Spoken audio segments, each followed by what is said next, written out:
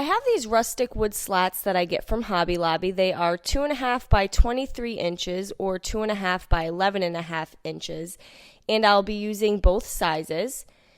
Now my measurements are going to change, and I'm going to be working with a total of 14 pieces of wood, but I did want to just show you that I am starting with the 11.5 inch piece, and I'm going to mark off about 3 inches longer on my second piece of wood, and at the top I will be making an angle cut, which I will show you with my Milwaukee miter saw.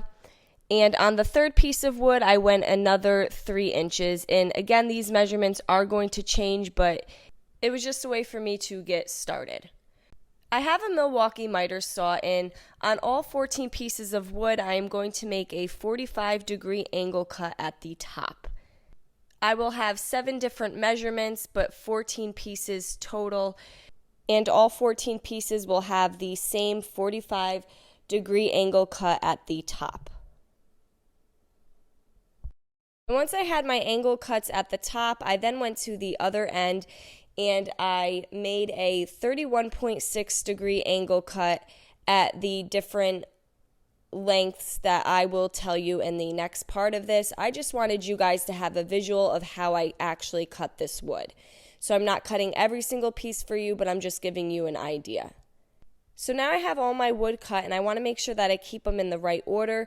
So my first 2 pieces measured 10 inches, and my second 2 pieces measured 11.25 of an inch. My third 2 pieces also measured 11.25 of an inch. My fourth 2 pieces measured 12.5 inches. My fifth 2 pieces measured 14 inches. My sixth 2 pieces measured 13.75 of an inch. And then my seventh 2 pieces measured 8.25 of an inch. And I'm just numbering the back side of each one. Again, I want to make sure that I keep them all in the order that I need.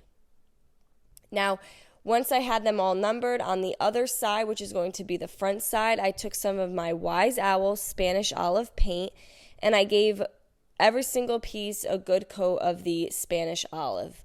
Now, I love this color for Christmas time. It's a really pretty green. And I'm going to allow that to fully dry before moving to the next step.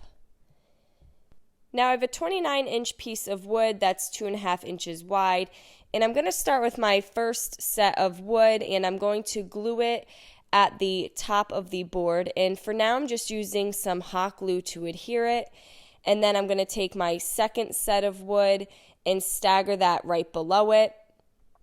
And I'm going to repeat this with the hot glue going all the way down the board in the same order that we had numbered our sets in the beginning of this video.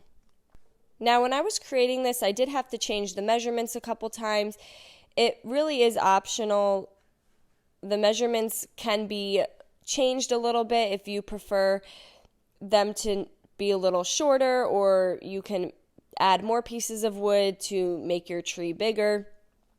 It really is customizable, but I think the biggest point is making sure that you have the 45-degree angle at the top, and then if you want the ends to look like mine, I did the 31.6 degree angle. So I glued these pieces all the way down the center board here, and as I got to the end of the tree, I started to shorten the wood back up. Now I'm going to pre-drill. I think the hot glue is fine if you're going to leave this inside, but if it is something you want to place outside, I do recommend adding a screw to each board. This will just give it more durability. So I just have these small little screws that I'm adding. And then I'm going to paint the base of the tree with some Wise Owl chocolate paint. I'm going to use some of the scrap wood that I have left over from cutting, and I'm just going to make a little base on the front here. You can really create the base however you want, but I took 2 pieces of wood about 3 inches, and I glued it on both the front and back side of my tree. And then I took 2 other pieces measuring about 5 inches and I glued them on the sides of the other wood. And I'm just using the hot glue to adhere everything. You can use some Elmer's wood glue.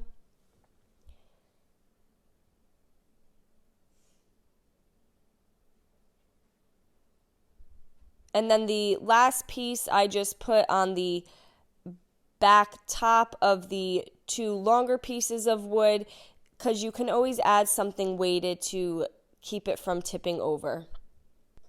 I'm going to go back and I'm going to take some of the Spanish olive paint and I'm going to paint over the screws just to hide them. And then I had one little knot in the wood that I'm going to fill in as well with the Spanish olive.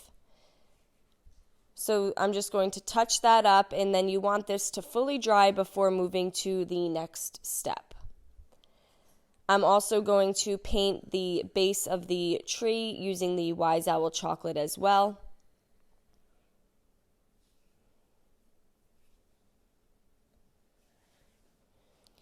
And once all of that was dry, to finish it off, I'm just going to take a small chip brush and some Wise Owl Snow Owl paint, and I'm just going around the entire edge of the wood, and I'm just dry brushing the white onto the board.